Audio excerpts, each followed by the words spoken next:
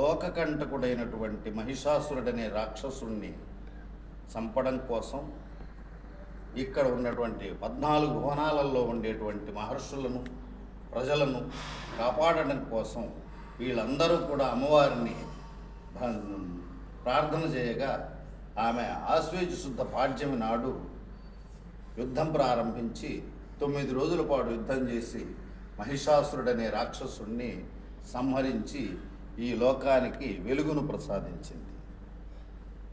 ఈ సంవత్సరం ఇదే శరన్నవరాత్రి మహోత్సవములు 22వ తారీఖు సెప్టెంబరు 2025 సోమవారం నాడు మొదలయ్యి 2వ తారీఖు అక్టోబరు 2025 నాడు విజయదశమితో పూర్తవుతాయి.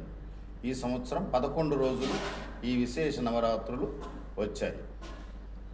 విజయదశమి నాడు అమ్మవారు లోకకంటకుడైనటువంటి రాక్షసుని సంహరించింది కాబట్టి ఆ యొక్క ఆయుధాలన్నింటినీ కూడా శుభ్రం చేసి చేయటం అనేది ఒక ప్రశస్తం.